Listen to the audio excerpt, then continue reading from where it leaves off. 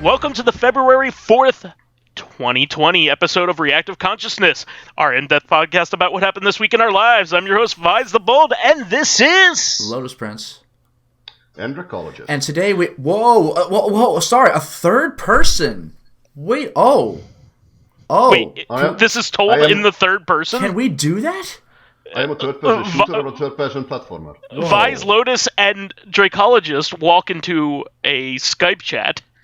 And that's it. They start talking. It's a third person. Imagine that. But it's great to have you back on here, Dracologist. It's been a little bit. Anytime, lads. Well, you should round up our other pals and go fly west and find them. Fly west. Fly. I mean, he's in fly, freaking you Hungary. Fools. He's in Hungary. What was he going to do? Sail west? He can fly east and still get here. Across the entirety of Russia. I will use my hard-earned cash that I just put together as golden reserve to fly. And find your friends that are in the spitting distance of you. You should fly east across the entire continent of Asia and the Pacific Ocean and the entirety of the U.S. to get to us. I don't want to. Well, you were just telling us about all those golden ingots you have now. Real Incan gold. All those pieces of 8 that you've acquired. Yeah. Do you have many doubloons? Because that's an old reference that I like. Shillings and such. Shekels. Remember that time in Pirates of the Caribbean 3 where the pieces of 8 mattered, but then they were like, oh no, whatever the fuck you have on you can be a piece of 8. Like, remember when that song "Smoking" what is it? Shaving a haircut 2 bits is actually based off of 2 bits of 8, which is a quarter. So that's why it's a quarter. It's so odd. Yeah. Ladies and gentlemen, the imperial system. Remember that time that there was no such thing as a nickel, but there was such thing as a half dime? A hey dime. All right, enough of this malarkey. Let's go over. I like your gumption. News. I like the cut of your jib. Who likes the cut of my jib? I do. That is a reference for only me. But yeah, so did you guys see the Platinum 4? Yeah, I heard about it. There's gonna be didn't Platinum make a new site or something? There's gonna be stuff in the works. You wait. So there is an actual 1, 2, 3. Yeah, I'll tell you what it's all about. So they put this big thing, Platinum 4, on their web or on their Twitter, and they're just teasing the number 4. So people were speculating, what the fuck does that mean? Obviously, Bayonetta 4, even though we don't have Bayonetta 3. Some people were saying they're announcing Bayonetta 4 before 3 is out. Nice. There was somebody who was like, "Oh, they've scrapped Metroid Prime 4 yet again, and Platinum's making it." Smash 4 PS4? Wait. Did Platinum ever made a Metroid game? No. And they won't. Should. They won't.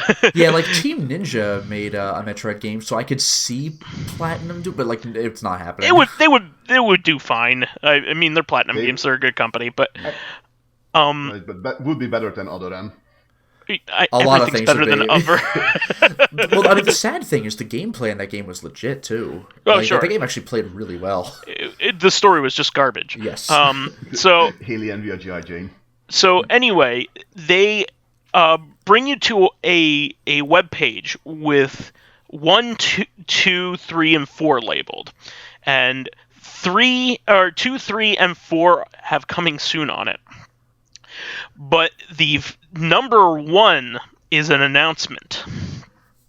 So it says, "Unite up on Kickstarter and let's make the Wonderful 101 Remastered a reality." Yeah, and that was funded immediately. The Wonderful 101 is going to get a Switch port. This is one of those games. How come it doesn't have a Switch port? You'd think it would, and now it will. So there was a goal of 50,000. Guess what that's it's fucking up nothing. To? It's at 900,000 already. Yeah, this was a zero effort process. Oh, by the way, did you read the Kickstarter perks, by the way? Oh, I need to look at it. Oh, dude, one of the perks, and this is optional, you can choose whether to exercise this or not, even if you reach its level, but one of the perks is get blocked on Twitter by Kamiya. I think one of them lets him write a personalized message to you and then block you. It's fucking hysterical. But you don't need to pay for that. Yeah, he'll just do it. Yeah, you could just ask him one of the questions in his profile that says like, don't ask me the same shit. Just ask him like about scale bounds or like when's Bayonetta 3, and he'll just say blocked, and you're fucking blocked. Why isn't Dante in Bayonetta 3? But yeah, that's a legit perk though. You can choose to get blocked by Kamiya on Twitter. It's a freaking riot. Is Bayonetta 2 and 3 coming to the Xbox One? Yeah. Just dumb it's shit. coming for the PC. Yeah. Anything really. That question is genuine. Well, the PC might actually be possible considering that Vanquish made it there and Bayonetta 1 did. Well, no, they were Nintendo products basically. That's the argument against Bayonetta 2 and 3.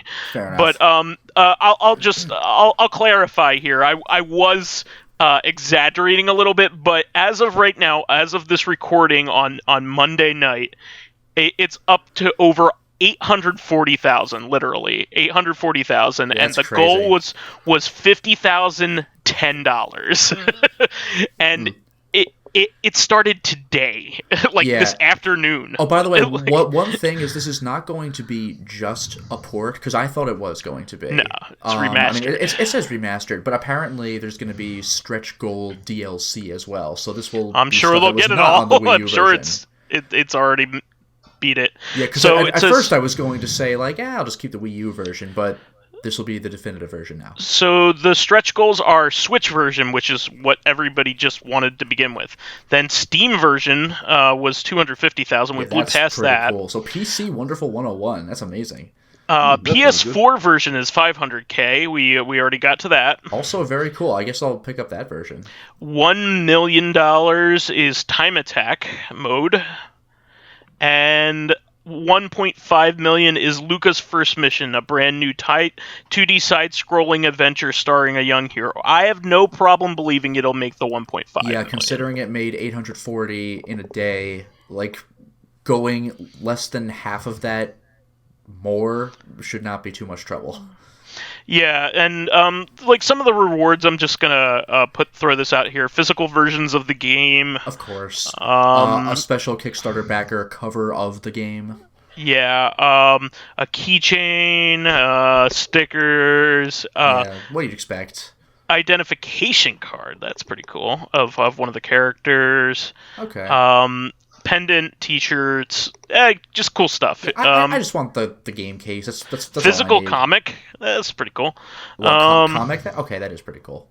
Yeah, CDs of vinyls here for the soundtrack. Yeah, I'm always a sucker for CD soundtracks. Custom Joy-Cons. That's pretty cool. Wonderful 101. Wonderful 101. Wonder Red jacket. Wow, that looks that I can't. You probably have to put in thousands for that. Yeah, that's like the Ryo Hazuki jacket from Shenmue. Yeah, it's that's cool, but I'm not doing that.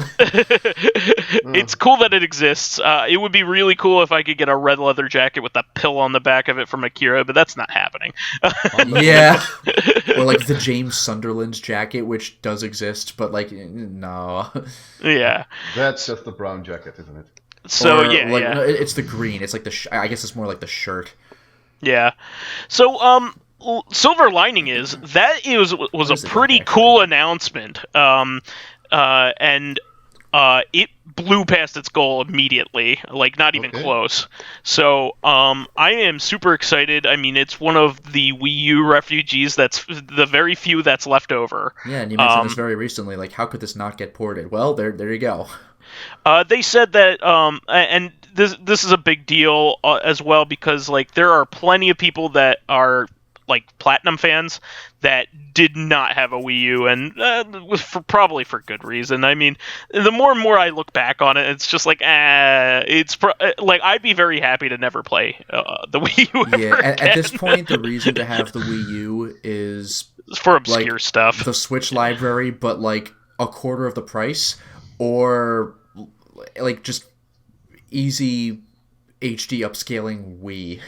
Yeah, I mean it's good. It's good to use as a Wii, but it doesn't even do that particularly well. Yeah, apparently. I heard that like the actual Wii has a little bit better. I forgot what it was called, like dimensions, I guess, for like the screen, like the widescreen. But like, yeah, whatever. It's not the best. But any speculation as to what the other 3 items could be? I know what Platinum 10 will be. Half-Life 4, because we know 3's never getting made, so 4.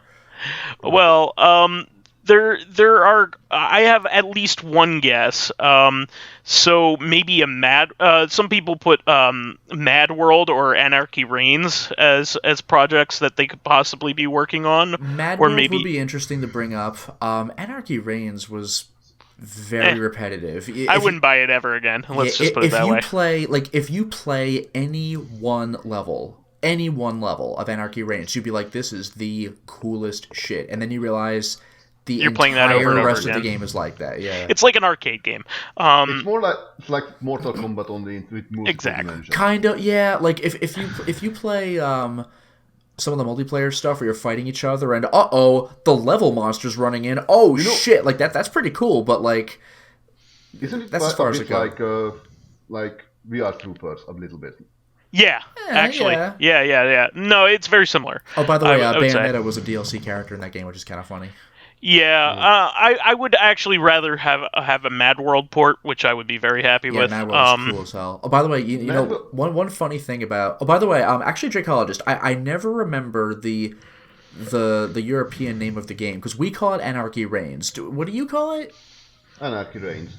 It's the same title. I know it's called something different somewhere else. It's like Max Anarchy or something like that. Yeah, something like that. All right, but the really cool thing about it is that there are 2 nods to God Hand in that game. One of them is like in God Hand, there's this rival. Max Anarchy. Yeah, I was right. Max Anarchy. In God Hand, there's this rival who shows up like maybe 3 times or something called Tiger Joe. And in Anarchy Reigns, there's a robot called Cybrid Joe, which has a bit of his moveset. But there's like a secret thing you can do in one of the time attack missions where if you make it to wave number whatever in this time attack mission, then the robot bartender that everybody picks on shows up as an enemy, and he has Tiger Joe's full moveset, and he is fucking impossible because you're not actually playing God Hand. Like, you're playing Anarchy Reigns, and you're trying to fight a God Hand character, you just get the shit beat out of you. It's brutal. So, some people are saying that there's also some talk that there might have something to do with Scalebound, since Scalebound got announced potential for Can we get Switch. that on the PC, please, if that ever comes out. Well, if it's still supposed to be an Xbox game, then let's just go ahead and say yes right now. Well, no, it's no longer an Xbox game; it's a Switch game. They've already confirmed that. They canceled it for Xbox, but Nintendo confirmed that they want Scalebound on Switch. Well, okay, so if it's on Switch, then like PC is kind of a crapshoot. Like maybe.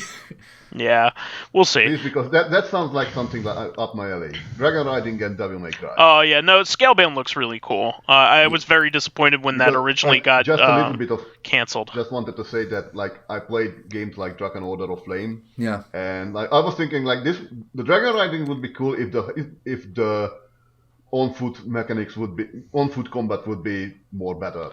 Yeah. Well, play Drakengard on PS2, you'll love it. But no, because when and Dragon Ace had made a good point, which is that like it was disappointed that Scalebound got canceled, also because you don't often have a dragon buddy, do you? Like you usually fight dragons, and unless it's Drakengard. Yeah, but or Panzer Dragoon. I had mentioned Drakengard, but like. In Drakengard 1, it's kind of a grudging alliance, and in Drakengard 3, like, you just pick on him a lot. Like, he is your buddy, but you're just like, fucking, you're annoying. Like, just all the time. Not you, the player, but your character. Like, so it's you don't really have a buddy dragon in almost any game. And that well, also there was Lair, but Lair, like I think it is a little bit more like Lair. I think this is why Yeah, it was cancelled. Lair post patch might be good, but I heard pre patch like the No, game was like post patch is unplayable. pretty alright. Because the shaky control that Yeah, people six said, axis like, controls, and you had to fuck wait that. several seconds to fucking pause. It was like, I'm not playing this. So I picked up Lair for like $2, and it's probably actually a pretty good game now. I think it's like this is why people actually stopped. Like people like the publishers pulled out from that game. Yeah, like Yeah. it launched terribly. I mean Scalebound. Oh, like they see Scalebound. like this might be a second layer. No, fuck that. Yeah, well, I mean, context is key. Like, if that's the reason, that'd be a damn shame, because the solution is an easy one. Finish the game before you release it. But anyway, Yes. I wanted to throw those out as like possible, like this is all speculation, of course, but like who knows? They might even release they might even do something about a new title, like a completely new title. So I also might add that when there's a Kickstarter like this done by like a big company, I'm like more than okay with it, and very reasonable to I very reasonably assume that they can get these things out and have the resources for it. Well, I'm a little conflicted, because on one hand, yeah, Platinum Games makes games. Like, I have zero doubt that they know what the fuck they're doing to release it. But the fact that they would make a Kickstarter for this at all is a little concerning. Like, why couldn't they just do it? They probably needed investor confidence, which this will definitely like do. They just released Nier Automata, which was so damn good. It was Game of the Year contender and made America know who the hell Yoko Taro is, but, even though he released 3 games already. You also have to think about also what an investor is thinking as well. So they're probably going to be like, okay, what were the sales of the last version of this very same game, and then they'll release that and be like, no fucking way. Yeah, so like Switch ported every other fucking game on the Wii U. Like, yeah, but they're running off of they don't have any data from anybody else. They only have their own data.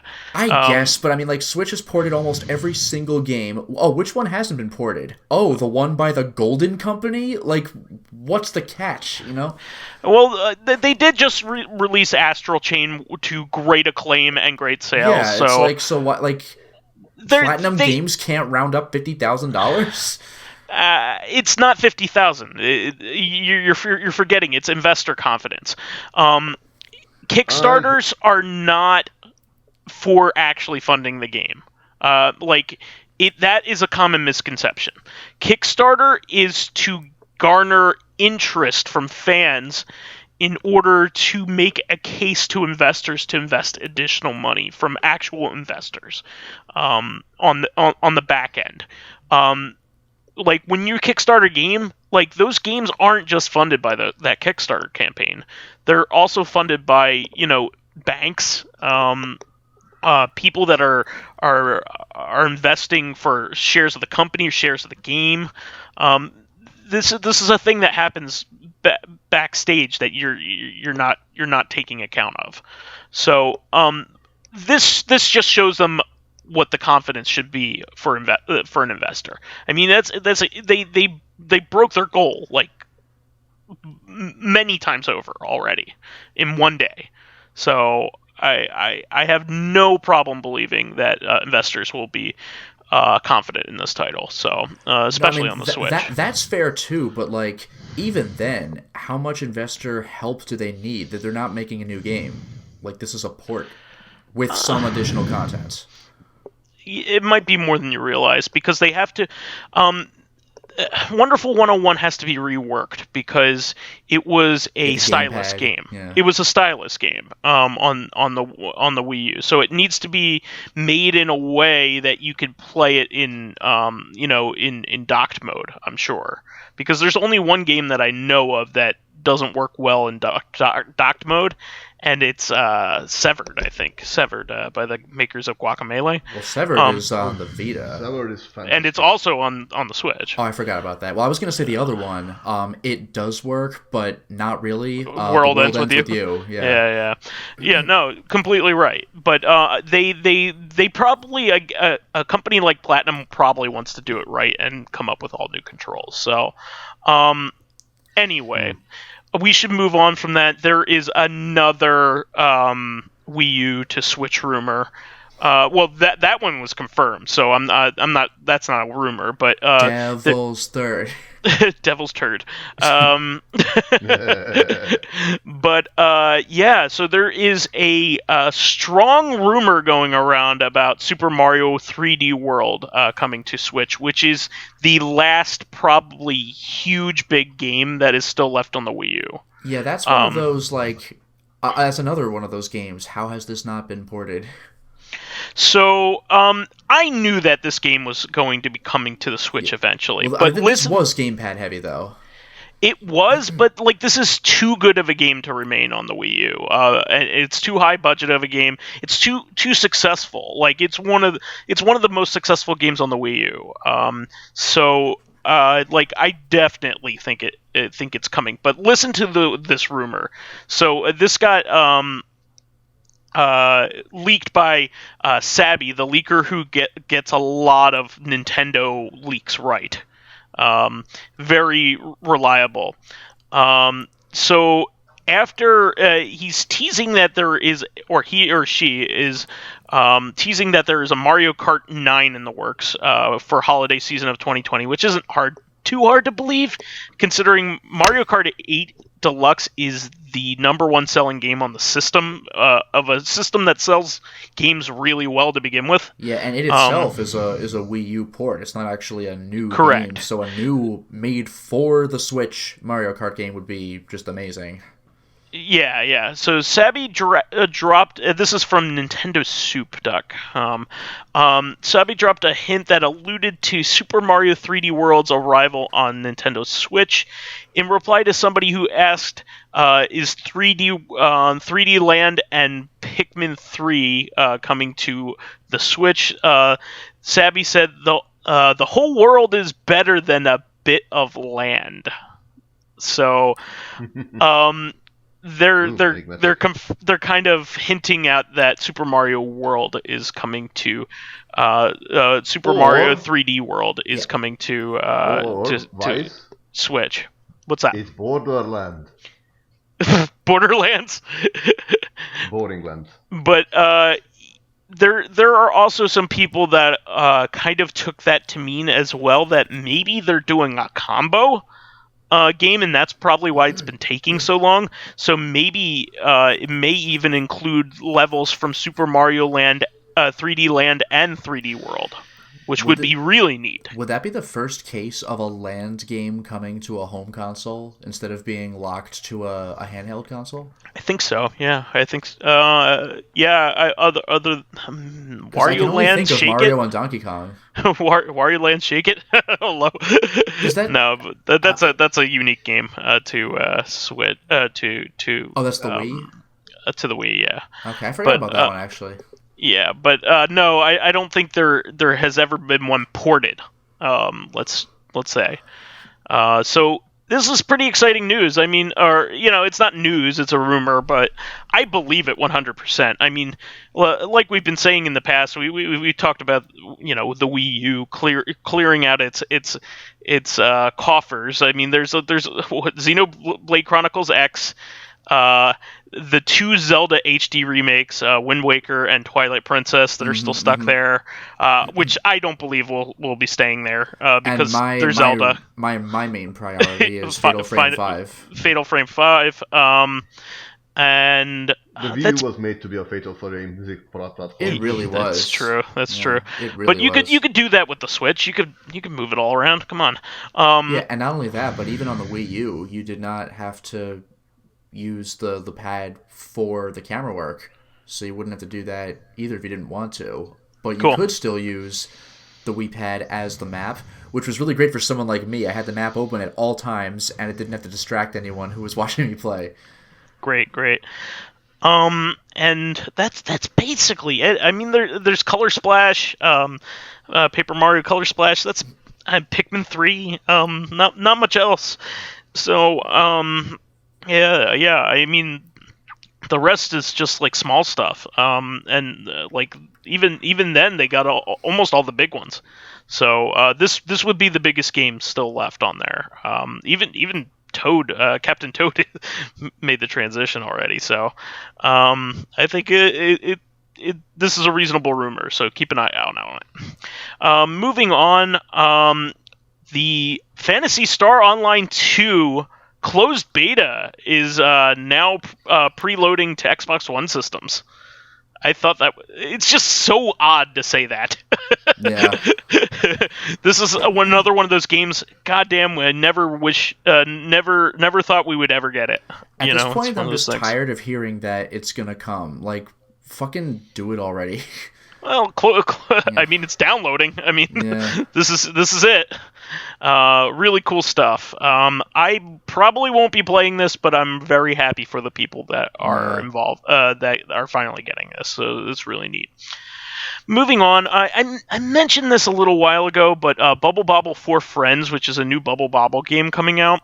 It's like a 4-player Bubble Bobble. I didn't realize this, but they are actually including the entire original arcade game. Yeah, that's pretty cool. With it, I just thought that was a cool bonus. The one where you get the bad ending if you play it single player.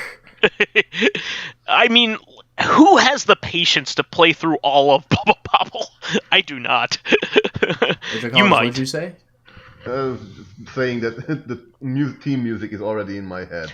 I think I actually did manage to beat the first game on some emulator way back in the day, but really? But I got the single, but like I beat it with one player, so I don't think I got like the true ending. I was like, oh fuck this.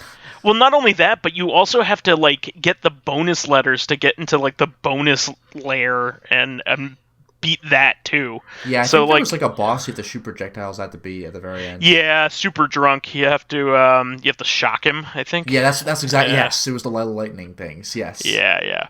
So, but I love playing Bubble Bobble because it's one of those games that non-gamers will play. Like Bubble Bobble the original Bubble Bobble was so popular on the NES that like it still has cachet to people who grew up with it. So like you say something like Journey to Silius, nobody knows what the hell you're talking about in a big room, but a lot of people will remember Bubble Bobble. You know, my mom knows what Bubble Bobble is. So my fiance will play Bubble Bobble with me. She knows about Bubble Bobble. So Bubble Bobble.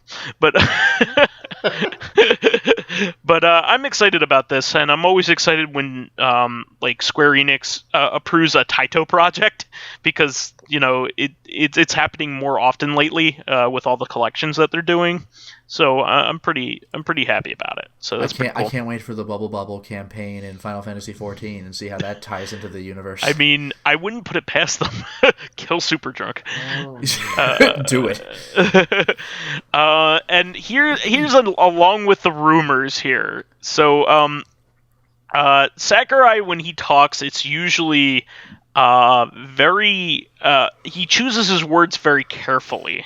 Yeah. So let's see here. There is something going along going around here on usgamer.net, which is one of my favorite game websites here. So Super Smash Bros. Ultimate went on to have massive success for both the platform and the series. Sakurai says he feels thankful for this. When it comes to deciding his next mission, though, in quotes, God only knows. So, clearly it's ActRaiser. Well, you're in the right wheelhouse. You need to remember the game that he made before Smash 4. Do you remember what game that was? Black and White. No, that's by Peter Sakurai. Molyneux. That is Peter Molyneux. Do you remember the last game that he made before this? What, that Sakurai made? Yes. I only really know him as the Kirby guy. Well, he made Kid Icarus Uprising for the 3DS. Oh, okay. So, God only knows. some people are taking this. Jeremy Parrish kind of hinted at it. I don't know whether he's doing this jokingly or what, but he thinks that it might be a possible reference to Kid Icarus. But I think that's reading too much into it. Who knows? Anybody else on planet Earth says God only knows. They're like, oh, okay, so he doesn't know. Well, let's see. I would say that maybe a new IP. Yeah, I mean, Black and White 3. Maybe he intends on dying. Do you like that game, Lotus? He's always tired. I think I probably only played Black and White. Like, I don't even remember which one for like a few minutes. I was like, oh, this is interesting, but I didn't own it. So never it's really my favorite milkshake. I just mentioned it because you're God in that game. It's a good one. There's many.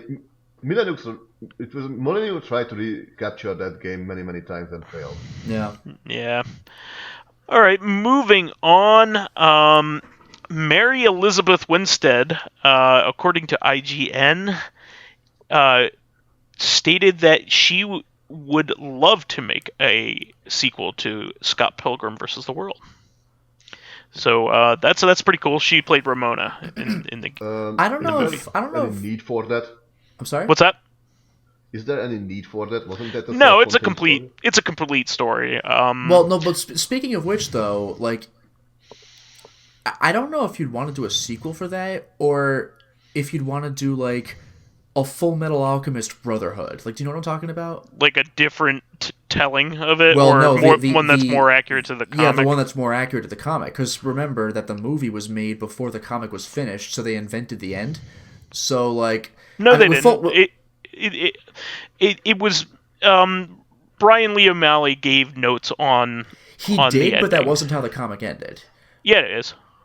The movie ended read the same way the comic ended? Yes.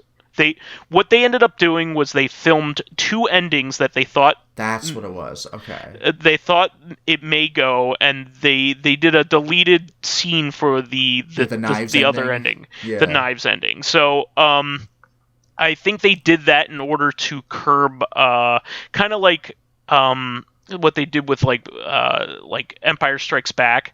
They basically made two endings so it wouldn't leak out before the comic was on sale. I think that was the story that I read into. So I think it doesn't need it, but maybe you could tell another story in that universe. You know what I mean? Like Scott's story is over. Like, he doesn't need anything else. Well, actually, speaking of which, I was going to say it would be interesting to see a Ramona-specific story, because knowing the kind of person Scott is, like, I could see, like, you know, they kind of, like, ride off into the sunset, but, like, I could see, like, 6 months to a year later they break up because they're just not really compatible. Who knows? But I think it's pretty cool. I thought it was neat that she liked doing the project. I was obviously a big fan of the entire property. I loved the comic. I read the comic when it was before there was even a dream of the movie coming out. I watched the movie like right when it came out. I saw loved the video movie in theaters. game. That is definitely a good theater experience. I bought all the soundtracks having to do with the movie and the video game. Like the movie soundtrack was freaking great. It's great. And I like one of my early dates with my now fiance was while we watched Scott Pilgrim, and it was her. She suggested it, so it's just cool stuff. So I would love it. Of course, it wasn't a super successful movie in terms of sales, but it was a successful movie in terms of like critical acclaim. So also, it wasn't Chris Evans, like Captain America, he loved playing that douchebag. The Hollywood boyfriend. Yeah, the skateboarder. Throws Scott like into a building. Seems like a nice guy. I'm a big fan. Why wouldn't you be? It's amazing. He loved playing that guy. He had so much fun doing that. Of course, there are a bunch of people in that show that are like a lot bigger now. Like you have Aubrey Plaza was like the not Starbucks person. Yeah. I told Brie you Larson. To fucking tell her. Oh yeah, Brie Larson. Who was she in that movie? She's Was she Envy? She's Envy, yes. Oh shit! Okay. Yeah. You have Anne from Arrested Development. No. as the lesbian Oh, that was girlfriend. her? Yeah. Holy Her? shit. Yeah, it's hard to remember when, you Pig can Ann. remember her. Pig Ann. It's his Anne as the nose on Plane's face. May and egg. But anyway. They just leave her in Mexico for like 3 days. It was like for several hours or whatever. Like, oh, I forgot. And they come back to get her. She's just sitting in the same place, like, hasn't moved an inch. Like, okay. Well, we need to move on from that, but it's funny. So anybody who's anybody knows all about my game tastes. But apparently... Terrible taste. Yeah, don't you are like 4 correct. Years Light? Fuck you. But apparently Technosoft is... or Technos, I'm sorry, not Technosoft. Technosoft is the company that... a different company. Technos is localizing a Double Dragon and Kunio-kun or River City Ransom retro brawler bundle. This is amazing. It basically has all of their old games, like all of them. You know what's all kind in of one funny space. though is that sort of makes me. I know you said it's a bundle, so it's the various games together. But like, it got me thinking. You know how there's Battletoads, like versus like and Double Dragon. Yeah. Like they're just teamed up. Sure. Double Dragon seems like it would go really well in the Kunio-kun universe, or vice versa, like as well. Like, why not? Well, they're both made by the same company. There you go. The Double Dragons show up in the original River City Ransom. They are do? bosses. Yes. Oh, what? They are bosses in the original game. Okay. And Double Dragon characters do show up in River City Girls, the recent game. Oh, excellent. Abobo is a character that shows up very early in the game. Oh, yeah, no, I did know about Abobo. I forgot about that, though. Okay. Yeah. So Abobo is the most famous bad guy in Double Dragon. Well, yeah, he's the first boss. Like, he's the one you remember. Other than the brother himself. But anyway. Well... So... so... I'll name all the games on this list. It's really good. So Renegade is the first game, the first Kunio-kun game that came out in arcades, and it's basically considered the first beat 'em up. There's going to be Double Dragon 1, 2, and 3 NES versions. Oh, nice. 3 is garbage. Don't bother with it. Any version of 3. It doesn't matter which game, which system, they're all bad. Just believe me on this. I am a huge Double Dragon fan. If I could find a version of Double Dragon 3 that I could half recommend, I would. But it's terrible. Super Dodgeball, huge classic. Love that fucking game. River City Ransom, which is a big title in here. That's a classic. Crash and the Boys Street Challenge, which is referenced pretty frequently in Scott Pilgrim. And like all the Japanese spin-offs that we never got. So there is the hockey one. Hello. Basketball one with like 3-level like hoops. Like they have like three hoops on top of each other, so and you get more points by getting successful hoops. It's like those carnival games where it's like the skeet shooting, or no, not skeet shooting, skee ball. Yeah, it's like, can you get the better score? Yeah, so they have these like hoops that are on top of each other, and you get successive points if it goes through all 3. Like 1, 2, and then 3. What was the only was soccer the only one we got, or did we get any of the dodgeball? No, we got dodgeball. Okay. We got Crash and the Boys Street Challenge. We got soccer. Soccer was called World Cup Soccer here. Yeah, that's right. It was that published cool by as Nintendo. It's a great game. In fact, out of all of these, the dodgeball and the soccer are probably the best. You just straight up KO other players. Like, yeah, they're just down a player now. They have not announced that they're including Super Spike V-Ball, but I don't think that one's going to be able to make that. That's the volleyball game that the same company made, starring the Double Dragons. Like the Double Dragons are a volleyball team you could pick. By the way, you mentioned the baseball game.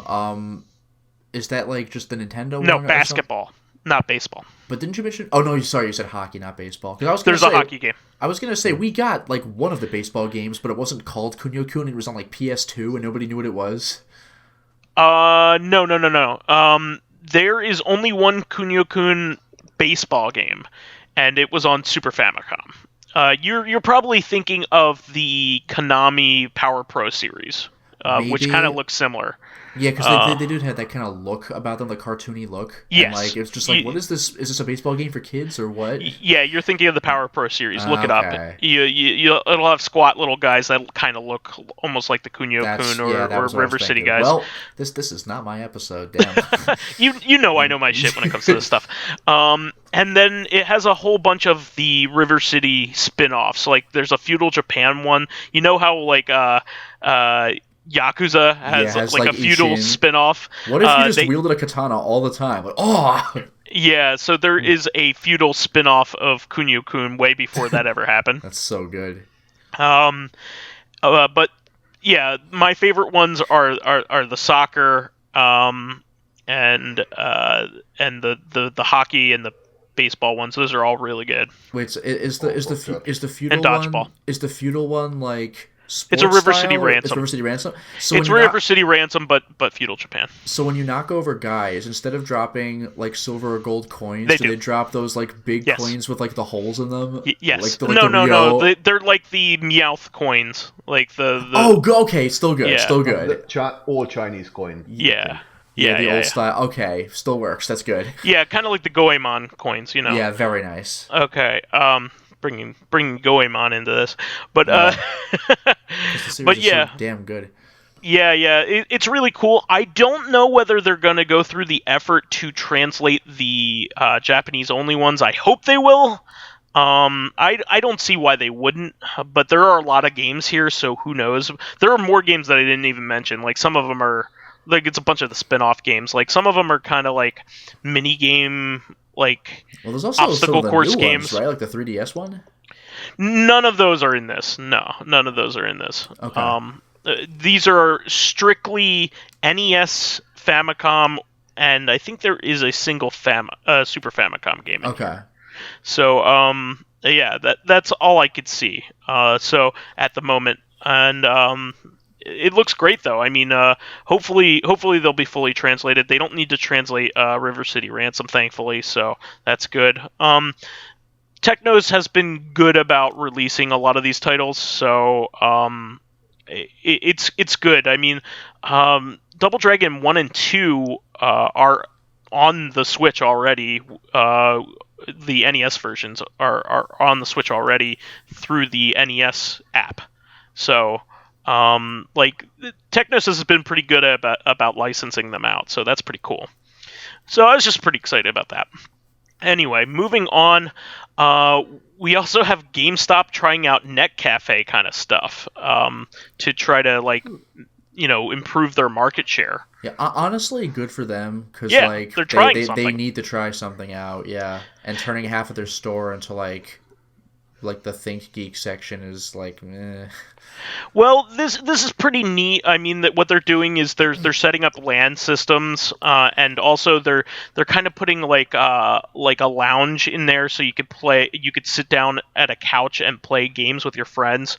A lot of it is so you could set up birthday parties and stuff like that. If for that kids, is a legitimately interesting it's actually pretty idea. cool. Like, because the thing about GameStop is like, if you have the people who work there who are like in their late teens, early 20s who actually might know about games and can have a conversation with you, like the thing is it's like a chain store, so it's not often going to be a social experience, but like this is a good way of getting people increasing in the store. The chance of and even getting customers to interact with each other, because like depending on where you live, that may or may not ever happen unless it's by like happenstance. And I think it's a good idea. I mean, like if you have a birthday party, invite 10 people over, it gets 10 people in the store and they'll buy something while they're there. That's the beauty of it. It's not a place designed for parties. It's like, and also it's a store. Yeah, it's pretty neat. And also they hardly need all they need is like the furnishings for that. They already have like all the equipment and all the games they could ever want. So sure, yeah. I think it's a great idea. I actually thought it was really smart. It's like the only thing I'll give like GameStop credit for in like the last 10 years, and I used to work there and I hate them. So yeah, like I'm still like they only just did it, but I'm really bitter about it. Is that like Power Up Rewards members no longer get 10% discounts for used games? That like sucks. I mean, their used games are pretty cheap anyway, but like that fucking sucks so bad. Yeah, because that's why we enrolled in the program to begin with. Yeah, like you can build up points, but like how often do I use those? Every like 3 years? Like I'm in it for the fucking discount. Exactly. You can leave a review of the service and the games. Yeah. Exactly. Moving on from that, this is a bonehead decision instead. This is actually like big news. It made like Fortune magazine and like the New York Post. Atari is planning to open a chain of video game themed hotels. Yeah, everybody's favorite video game company, Atari. Atari, the biggest whores in the world that have like no soul. Yeah. Just imagine a balance is a themed hotel. It's just 100 miles up in the air on fucking stone posts. Yeah, I mean, they're opening the first one in Phoenix, Arizona. I mean, like, why are they... Like, I was listening to... They should open a hotel up on the landfill where they buried all the ET cartridges. That's hilarious. That's really funny. But Pat the NES Punk has a podcast, too, and don't go there. Oh, God. But he was talking about how, like, why wouldn't you try this in like a heavily trafficked area, like for instance, like Vegas or something instead? Like, why wouldn't you try this in the fucking like Phoenix late is a big 70s city, but when people liked you?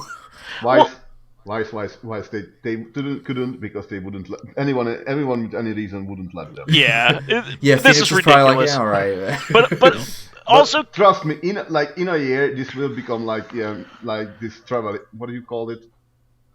This holy traveling line. What's the word?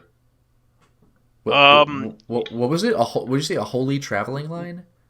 Yes, like a procession, a pilgrimage. A pilgrimage. Yes, a pilgrimage. There you go. Yeah. People were going to pilgrimage. Yeah. Well, so I'll also do an inside baseball thing here as well. Keep in mind, like, the hotels aren't actually owned by Atari. They're, like, Atari themed. Like, they're licensed out. So, like, this is obviously a hotel company, like, came to them and were like, can we use your... all the things. Do you think that if you drive into, like, the underground parking lot, like, when you're in the tunnel, it looks like vectors from Tempest? This is so cool. I can only hope. That would be amazing, but I don't have high expectations. Let's just put it that way. I also do not. Maybe they'll when the idea fails, they'll gather up all the hotels and bury them in a giant landfill. Yeah, it's like the security is angry Otto, like evil Otto. Yeah, the big hotel crash of the 80s. I mean the 2020s. So maybe they'll bury all the hotels in that. Well, that's what I'm saying. Well. Yeah, they just gather them all up in giant hands and put them in a pile in the desert and bury them. So yeah, this is their statement. The video game hotels will level up hotel entertainment with fully immersive experiences for every age and gaming ability. What does that even mean? And will feature the latest in video game and augmented reality. Okay. Go to hell. What Atari latest? Pick one. Yeah, no, they're Tempest Atari 4000 on PS4 as the latest experience. Most old video game companies at least like have like a couple guys from the old days there that are just like historically like keeping up the company. Like you have like like a guy that basically is all of Treasure right now. Who's the stalwart like guy in licensing and like making sure that like the company still looks good and that new ports come out and stuff like that. But then you have like these jokers in Atari that bought the name and bought the licensing. I was thinking almost the opposite, like rolling with the punch. Like when they kickstarted that Bubsy Paws on Fire game. Oh, jeez, yeah. Like, but it's like, Bubsy, that series has a reputation, haha, wink. We're making another one. Wanna kind of get a kick out of that? But Atari is just like the newest and most innovative. Like, really? I don't know if I buy that Atari. So anyway, moving on from that, this was just pretty fun. I just wanted to mention this real quick. Funko has gotten another license, and one that I actually care about. They are making Bill Reiser and Lance Bean pop Yeah, figs, from Contra. That's pretty wild. which is pretty cool. I wanted to ask, like, is that will the figures include like the obviously alien ripoffs with the cyclopean eye? That's a No. good question. Could you even do that in the not 80s without getting sued? But it's pretty cool. They have like the shimmery pants and everything. That's amusing. I'm very excited. I'm not Do a they big die in one Funko. hit? I hope.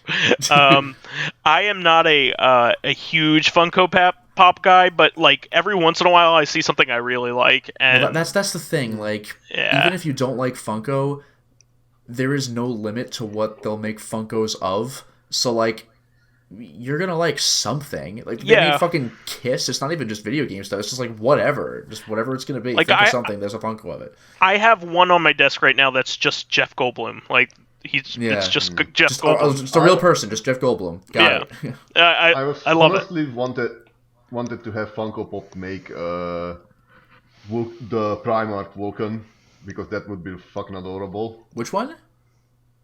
The Primarch Vulcan. I don't recognize. Is that from Warhammer? Yes. Okay, there we okay, go. there you go. Okay. He's the Primarch of the Salamanders. He's a massive black guy with red eyes and green armor, Nice. and he's just fucking lovable. Yeah, I want to link these two just so you guys can see them because they're pretty darn cute, and they're not expensive. I mean, they're Well, they're Funkos. they're Funkos, and They're probably like what, $20-$30? less than that. Oh, It's really? like $15 for the set of two. Oh, jeez. Okay. Yeah, I mean it's pretty great. When are they gonna make a Funko of the monkey you can marry from Contra Hardcore? The monkey with lipstick on it. Here we go.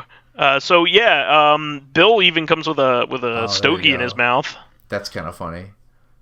So yeah, I mean it's what it's $16.99 for the two of them sold. Yeah, fair enough. This is also coming from somebody like there's no Contra merchandise like like this is something just made for me. Well, yeah, you know what I mean? This is what you said at MagFest. It's like suddenly Sunset Riders merchandise. Yeah, I wore that What? shirt this weekend. Exactly. Like they made this just for me. I'm very happy, and only me. Yeah. So I've always wanted more Sunset Riders stuff, but the thing is, a lot did. of people actually do. Yeah. yeah.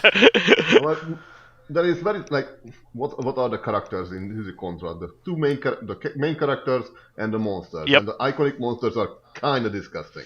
Yeah, Yes. and- Well, there's also, I mean, nobody knows who the hell this is, but there's also Pliskin from the WiiWare game. No chance. None. We are, but don't you know, Vice? We are all Contras. I'm a Contra. You're Whatever a the Contra. hell We're that all means. Contras. But yeah, moving on. Also, I want to get those Pringles to go with it. That would be sweet. Oh, jeez. Remember when we reported on that? I forgot about that, yeah. Yeah. Arcade Archives Tecmo Bowl is out. So this is not the Tecmo Bowl you think it is. Yeah, not the NES one, so you don't have to have, like, Not half the the Bubble? football teams be, like, pink because that color works, and it's not going to get copyright flagged. This is the original arcade Tecmo Bowl, which had no NFL licensing, but it's still a lot of fun, and it's actually like a really pretty darn good game. And this has not been ported. It was only ported once, to my knowledge, and it was on the original Xbox in the Tecmo collection. Oh, jeez. And not only this, but this is a dual screen game. So I think this is the first time it's going to be ported really well with the letterboxing and everything. So I'm actually really happy about this, and it's a good game. And it has really good graphics for the time. It's a cool game. I'm sending a link to our fellas here, but it's pretty great, and it's Tecmo Bowl. I mean, you're gonna be happy with that. And this is especially when, like, you know, the only real game system out, at least in the States at the time, was the NES, which had a bunch of great games, but arcade always looked way better. You know, that's why when the Genesis came out, it made waves by having its first game be an arcade port that did not look terrible. Like, Altered Beast still looks better in the arcade, but it looks really respectable on the Genesis. Well, everybody's favorite football game from this era is, of course, Tecmo Super Bowl on NES. That was a huge game. It still is a great game. In fact, there's a lot of fan support still for that. Yeah, that game is like, it's just a proper, simple football game. Yeah, people will still do new lineups every single year for all of the teams for that game. Which is pretty cool. It's kind of like, ice hockey. Like, I'm not a big fan of sports games, but, like, you know what? Ice hockey is pretty fun. Ice hockey's great. Kunio ice hockey is great, I know you talk about Blades of Steel. I haven't played that one. Oh, Blades of Steel is amazing. I'm sure it's great, too, but just ice hockey, there it is. Play it. Go. Blades of Steel is my favorite hocky game from that era. But I just love... Hat-trick all the way. I'm sorry? Hat-trick all the way. Oh, yeah. I never played that one. I just love how, just on NES, though, like, I'm not the first person to make this observation, but, like, tennis, golf, ice hockey, that's the name, wrestling. Yeah, like, yeah. That's it. Well, I mean, a lot of the Nintendo ones actually weren't all that great. The only one that I would consider good out of all of them is ice hockey. Out of Nintendo's brand. Yeah, tennis is pretty jank, but just like the golf names. Golf is pretty good. Play tennis? That's the whole name. Golf is pretty good, but their version of soccer and volleyball and baseball are all pretty bad. But World Cup Soccer is amazing. Like the Kunio Kun one. Yeah, that game's freaking. That's one of the few games on NES I remember playing as a kid. Like when I was like 7 or 8, like a friend had it. RBI baseball's the way to go for baseball. But this arcade version, you won't be disappointed. It has a lot of really good music. It's just, and also you probably never played this version of Tecmo Bowl because like you're used to playing the NES. Where are you gonna find it? Yeah, it's like arcade Punch Out. Like maybe you found a cabinet back in the day, but did you really? It's a lot of fun, and you'll probably be blown away by the graphics at the time. So that's pretty cool. Moving on, this I didn't see coming. Daemon X Machina is getting a PC port, which Mech's cool. Yeah, pretty cool mech game that was on the Switch.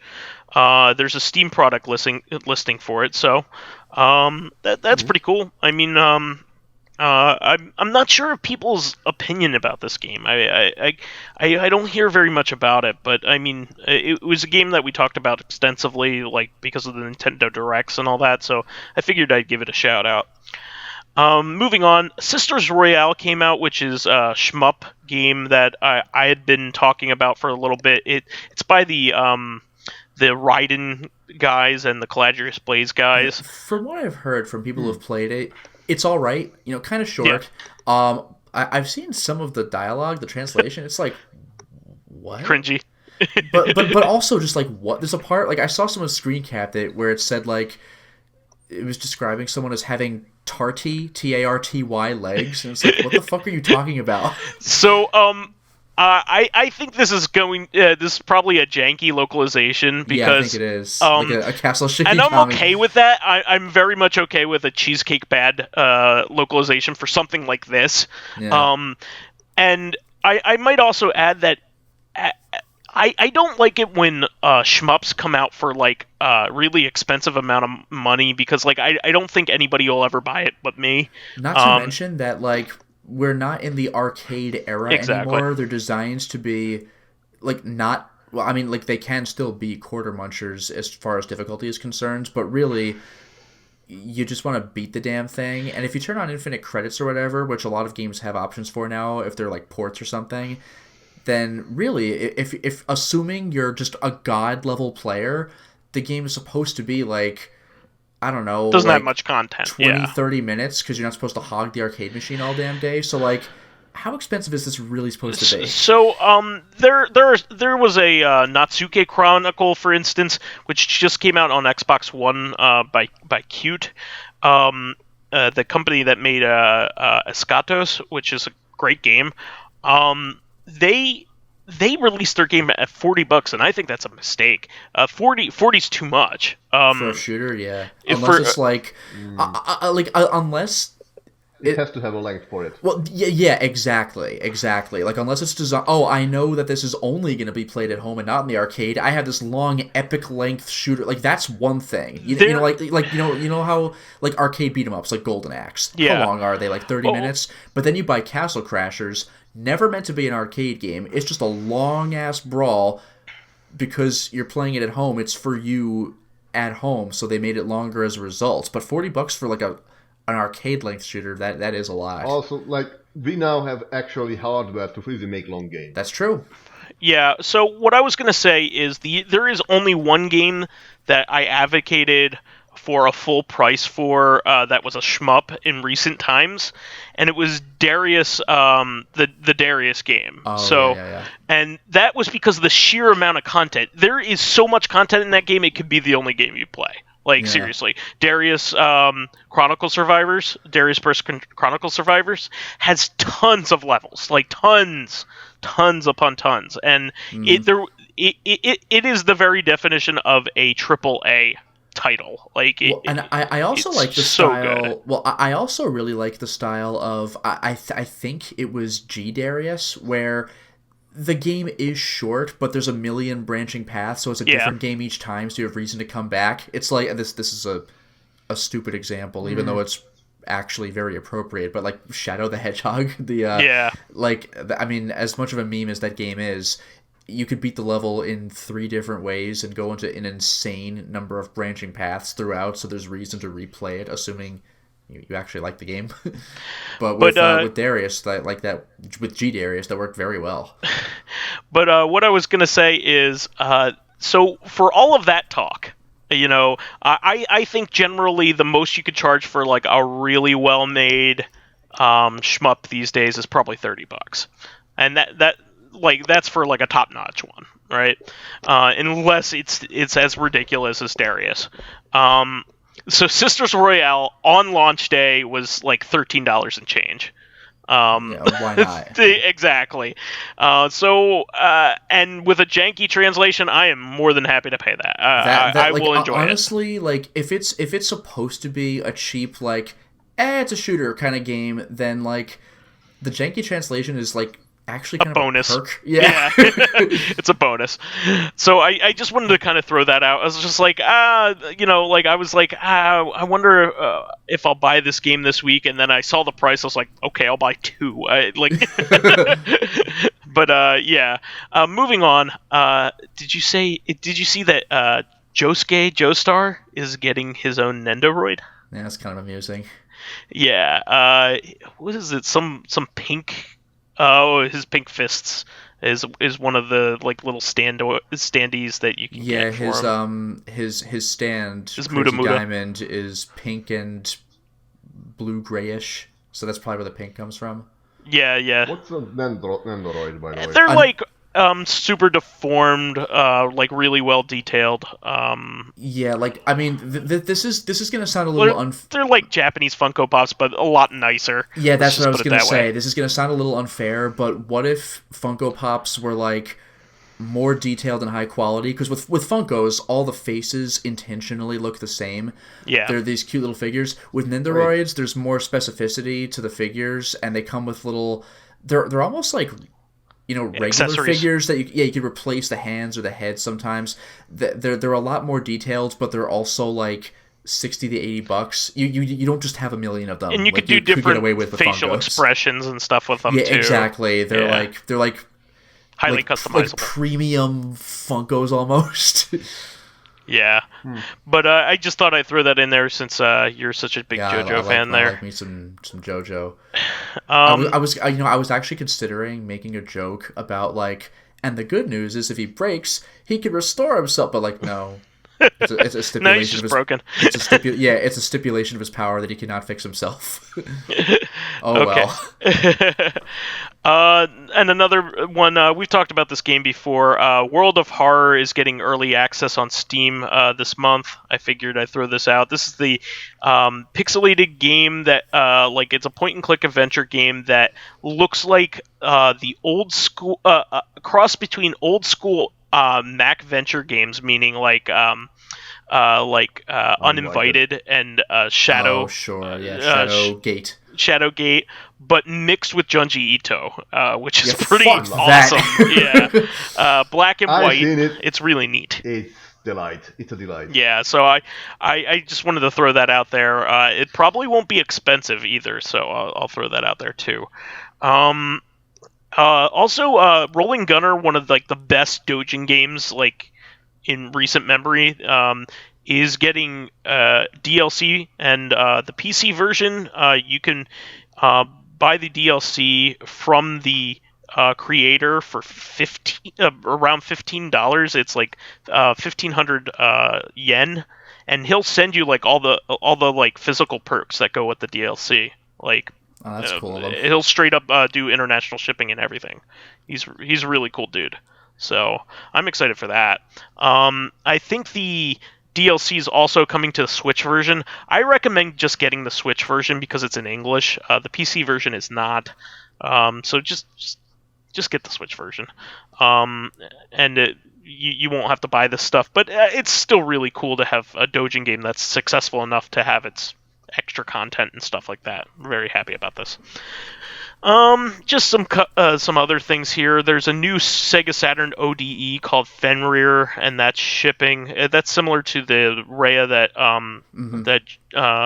Lotus and I have. The Fenrir is supposed to have a much easier interface. You do not know the hell that I went through in order to get the library that I put together for me and Lotus. Yeah, not only was it hard to just do anyway, but you also had just shit internet at the time, so it's let's take all day to get one thing.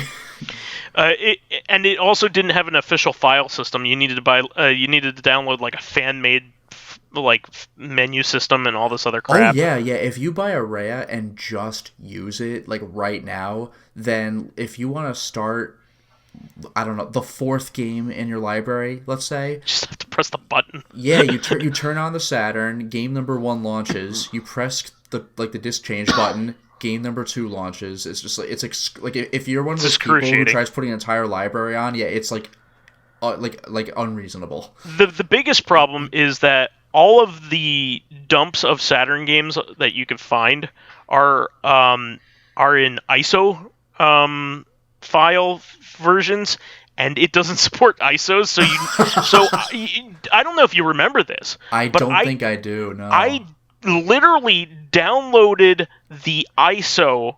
Downloaded the ISOs of the games, burned them to disks, and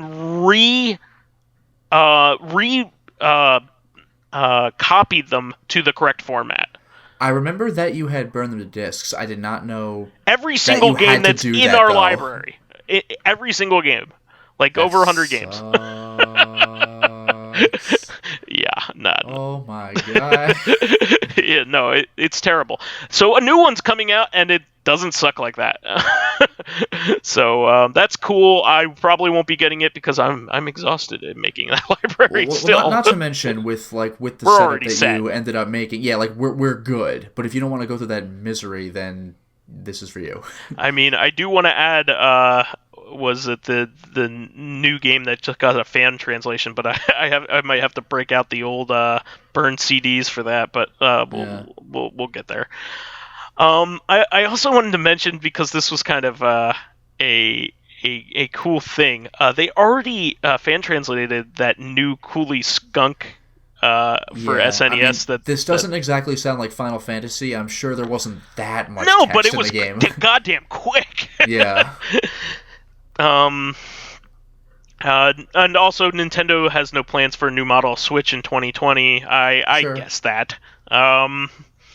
And Terra, they just did the light anyway. Yeah, usually their cycle is 2 years, and you can't just keep throwing out model after model after model, or else people will catch on. No one's Yeah. going to buy model number 1 because they'll wait for model number 3.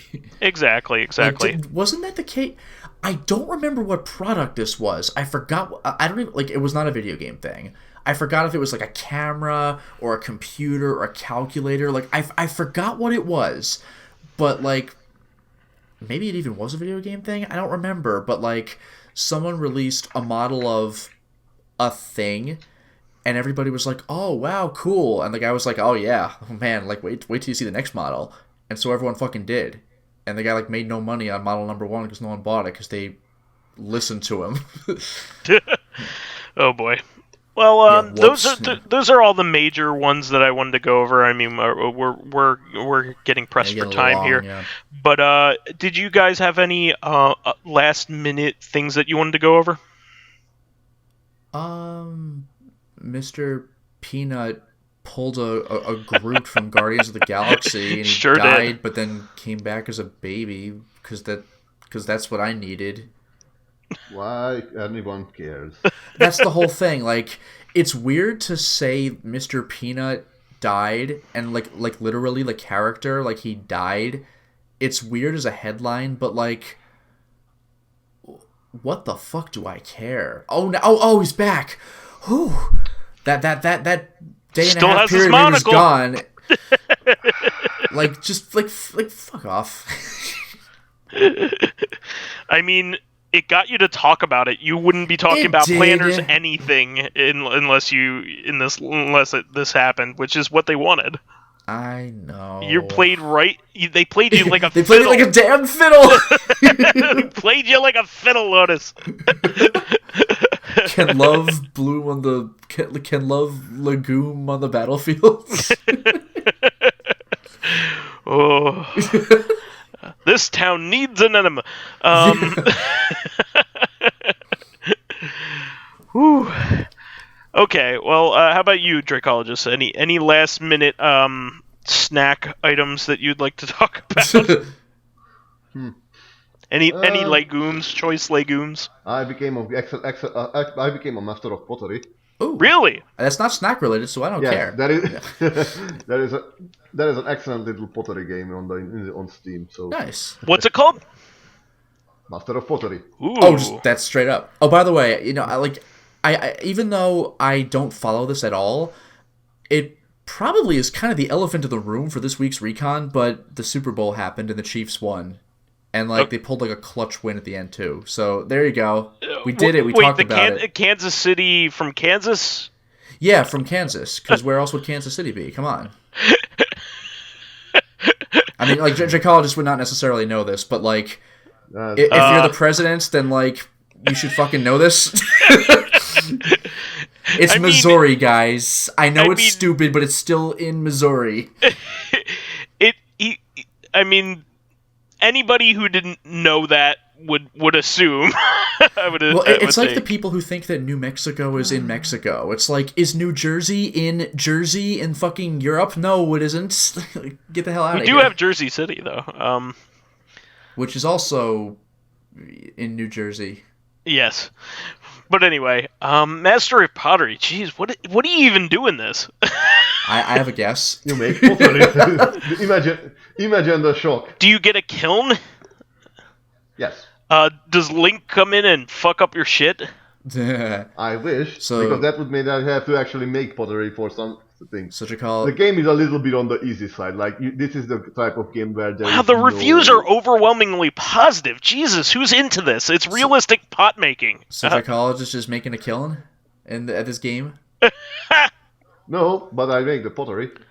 I think I showed you a picture of. Yeah, you were really that killing game, it. didn't Ugh. Oh my I'm god. trying again. Yeah.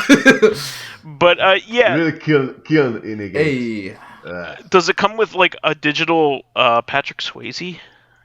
Oh, geez, that took me a second. No, because it's not. I think it's Japanese or Chinese. Yeah, Does it come I with mean, the Japanese or Chinese Patrick Swayze?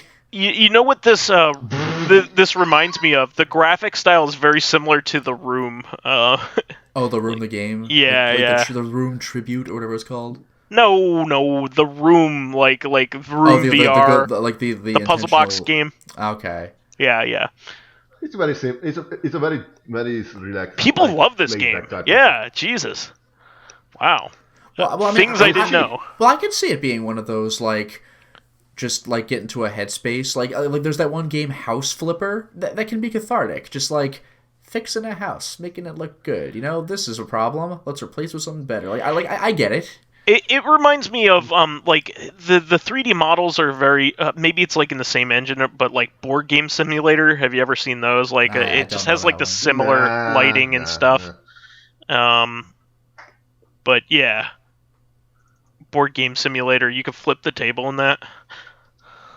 I forgot if you were with us for this, Vice, but were you with us at that one Otakon where there was that arcade game where, like, that's what you do, you flip the table? Yeah, they actually have that at the local Round 1. I can actually play that whenever I want. It's 10 minutes away. That game's funny as hell. I lost it when you can actually, like, flip your own coffin. Yeah, tabletop simulator. Yes, that's the funniest shit, when, like, people aren't paying attention at your funeral and your ghost gets mad and flips the fucking coffin. It's amazing. It's the greatest thing ever. All right. Well, on that note... we gotta wrap this up, guys. Yeah. This was a great episode. Right. We wanted to bring it back from some heavy topics from last week, so this is good. That is the show from this week. Please remember to subscribe to the Corrective Consciousness YouTube and SoundCloud pages. While there, please give us thumbs ups, likes, and 5-star ratings on iTunes. It helps promote and spread awareness of the show, and any bit of encouragement helps keep the show going. You can also catch us on Thursday for our sister podcast, Corrective Consciousness, the podcast where we explore the inanity of pop culture. Finally, you can friend me as vysethebold on pretty much everything. And you can follow me on my YouTube channel, Lotus Prince. You can hit me up on Twitter at Lotus Prince. And finally, if you are interested in seeing my videos early, getting in on exclusive live streams, selecting upcoming games for me to Let's Play, or get involved in discussions with me and other patrons on Discord, then perhaps consider swinging by my Patreon account, which can be found at patreon.com/LotusPrince. And you can find me on Skype, Discord, and Steam under the name Dracologist. Wonderful. Well, we will catch everybody on Thursday for an episode of CoreCon. We're going to be talking about our wishes for newer pieces of hardware as time goes on. So we'll catch everybody very soon when we talk about that. We'll catch you then. Until next time, everyone. Good evening.